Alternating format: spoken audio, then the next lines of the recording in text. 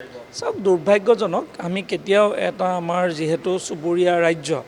আমাৰ মেঘালয়ৰ লগত এটা সম্পৰ্ক ঐতিহাসিক আমি এখনেই ৰাজ্য আছিলোঁ মেঘালয়ৰ লগত অৰুণাচলৰ লগত আমাৰ সদায় সম্পৰ্ক ভাল আৰু আমি একেলগে ভাতৃৰ দৰে গোটেইকেইগৰাকী কেতিয়াবা যেতিয়া এনেকুৱা কিছুমান ঘটনা ঘটে এই ঘটনাসমূহ কেতিয়াও আমাক মনত দুখ দিয়ে আমি দুখন চুবুৰীয়া ৰাজ্য দুই ভাতৃৰ দৰে আমি থকাটো আমি সকলোৱে কামনা কৰোঁ আমাৰ কিবা বিষয় থাকিব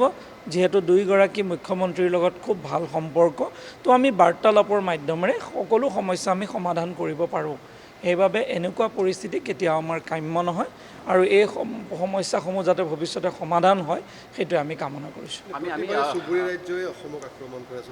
চাওক অসম এগৰাকী জ্যেষ্ঠ ভাতৃৰ দৰে অসমে সকলোকে লগত সমাহিত কৰি চলিছে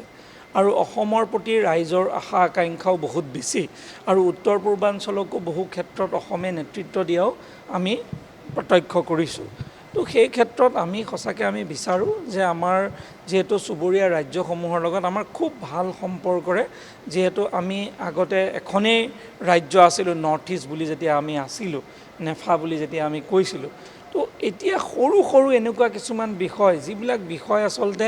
ইয়াত এনেকুৱা সংঘাত হ'বলগীয়া কোনো কথা নাথাকে সেইবিলাকতো কোনোবাই যেতিয়া সংঘাতৰ ফালে যায় এইটো কেতিয়াও গ্ৰহণযোগ্য নহয় বা আমি সেইটো কেতিয়াও কামনা নকৰোঁ সেইবাবে আমি ভাবিছোঁ যে কিছুমান ব্যক্তিয়ে এনেকুৱা সংঘাতবিলাকে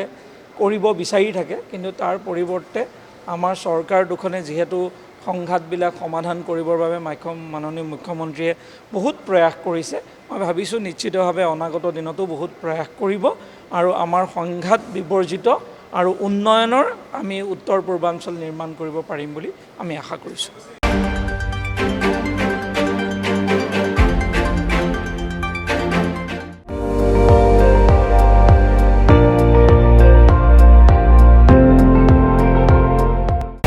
আপুনি চাই আছে ND24